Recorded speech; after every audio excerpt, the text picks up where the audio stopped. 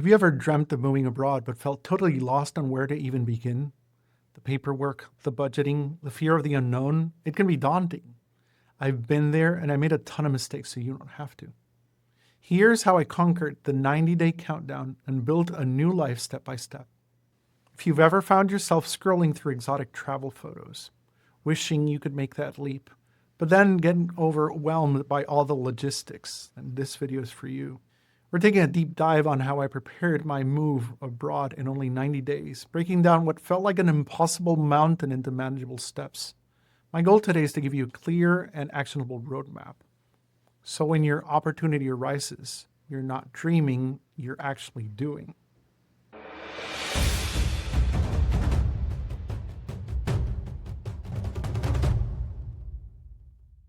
That initial spark of deciding where to move abroad, it's electric, isn't it? One minute you're dreaming, then you're Googling cost of living in Portugal, and it feels like everything is finally falling into place. But then instantly a wave of panic washes over you, and you realize you have no idea on how to actually do it. That's exactly where I was, staring into the calendar 3 months out. And then 90 days before the flight was booked, I was filled with excitement, but with a healthy dose of terror. Pack up your entire life, sort out your documents, and then mentally prepare for changing your whole world in 90 days.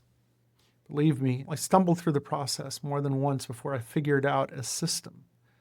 I made assumptions, missed deadlines, and overpacked more than one suitcase.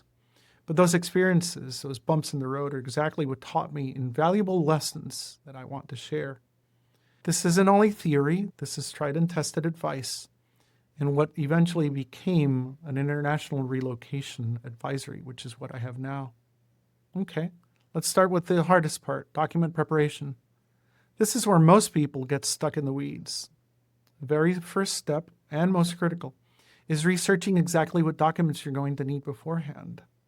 It's better to have more documents than it is to need them when you're abroad and can't travel back to reach them. Different countries have different visa types. And even different states within the same country have different requirements. But all in all, there's one document you cannot live without, and that's your passport. And you have to make sure that it has at least more than 6 months pending before you travel. Then you need to decide what kind of visa you're going to travel on. Is it visa on arrival? Are you going to work, study, retire abroad? Each category requires a specific visa, and the application process might be longer than you expected. Always budget for more time than you thought you had. It's never bad to prepare in advance. Always check the official government websites for additional information on your destination country, and ask online. There are many people who are willing to help. Government websites usually have an up-to-date evidence list, and you don't want to forget obvious things like birth certificates, marriage certificates, academic transcripts, or police clearance certificates. Most governments require certified or translated copies. Some of them have to be notarized or apostilled, and each one requires an additional process. Start this research as early as you can. Once you know what you need, the next step is to organize it. The last thing you want is to be scrambling for your birth certificate the day you have to move. Most of these documents have an express application fee, which is usually pretty hefty. In my case, I like to have a physical and a digital file. Make sure that I have copies, printed copies, of the actual documents and scanned copies as well in a folder I can access from any mobile phone. Originals, obviously, passport, visa approval letters, birth certificate, driver's license, vaccination records, and medical prescriptions. You want to make copies of everything, at least in triplicate. Leave one set behind with a friend or a family member, and one set with you in each bag, just in case a bag gets lost along the way. For digital, scan everything. It doesn't take much space, and you can store it on cloud services such as Dropbox or Google Drive. Ideally, encrypt it for security. And if you want to travel with a USB pen drive, that's awesome too. Most modern cell phones have the ability to save files on them. Having scanned copies allows you to print these documents, and most hotels will print them without any issues. Being organized not only saves you stress, but can save your move if an original document gets lost or damaged. Now, the application process itself sometimes requires patience. These applications can take weeks, sometimes months. So apply as soon as you meet the eligibility criteria, and do not wait for the last minute. Keep a spreadsheet or checklist with all the documents, expiration dates, and application dates. And keep a detailed log of everything you do, who you speak to, and their point of contact. When you submit applications, always keep a copy of exactly what you sent. And if you can, get proof of your delivery. If you don't hear back from the government in a certain time frame, you can always contact them with the documents you have. Be prepared for interviews, fingerprinting, appointments, or biometrics, or additional document requests. I know very well what it feels like an eternity waiting for a work visa to be approved and refreshing your email a gazillion times to see if you receive the message. Just know that you've done your part once it's filed and now it's in their hands. This systematic approach is a huge part of how I approach every relocation planning I do. It's also a significant financial undertaking, so robust financial planning is non-negotiable. Budgeting for the move itself, it's not just a plane ticket, it's a lot more than that. You need to account for your flight and potential baggage fees if you're bringing a lot of stuff, shipping cost if you're sending furniture or large boxes overseas. Visa application fees are sometimes very pricey, and always include travel insurance. Budget at least 6 to 12 months of personal living expenses. And depending on your source of income, create a slush fund just in case something goes wrong. I usually budget 20 to 30%, although I would recommend 50% over your budget. It's better to have more saved than too little. You have to make some preparations in regards to banking and what your international banking options are. Local banking versus having a bank remotely will usually require some measure of documentation between borders. Consider opening an international account that allows payments without incurring in international fees. There's a service called Wise that allows for international money transfers that's very useful depending on where you're from. And they sometimes offer a better exchange rate than local banks. I always recommend getting a travel-friendly credit card, such as an American Express Platinum. International transaction fees add up fast, so you're going to want an international fee-free card. You have to consider how you're going to access money, pay bills, and manage your savings effectively once you're abroad.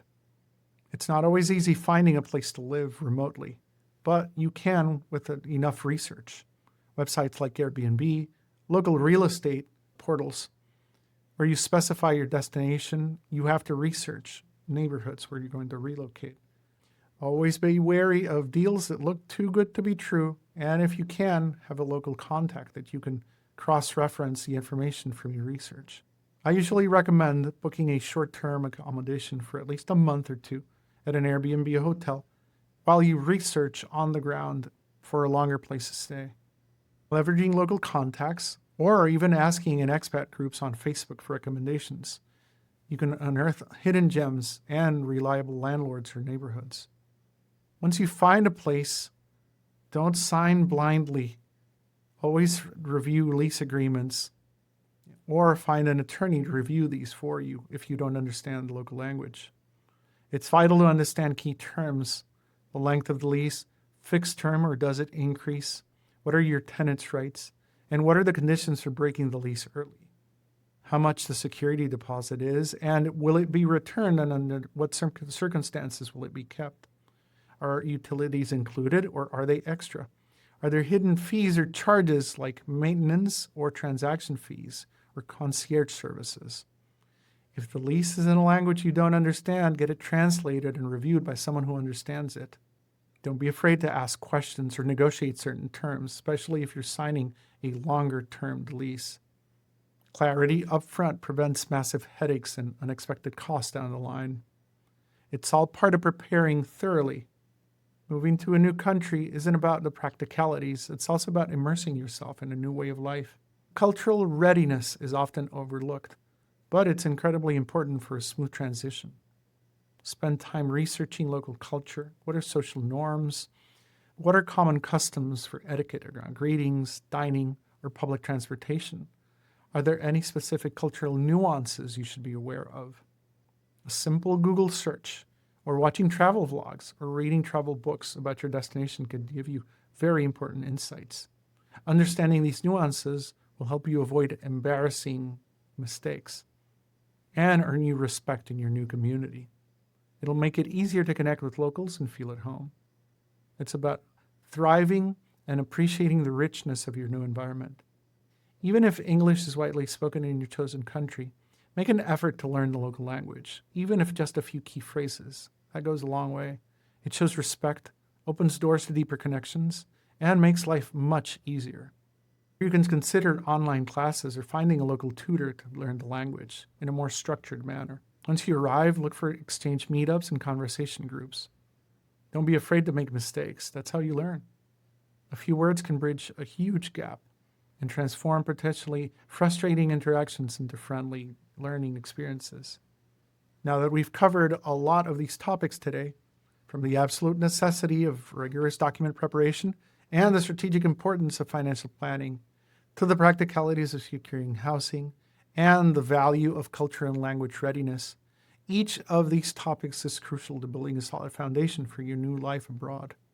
Moving abroad is a massive undertaking, and it doesn't have to be overwhelming. But breaking these down into manageable steps within those 90 days can turn a daunting dream into tangible reality. Now, I want to hear from you. Have you moved abroad? What were your biggest challenges or best tips for preparing? Have I missed any glaring examples of how it'd be best to relocate?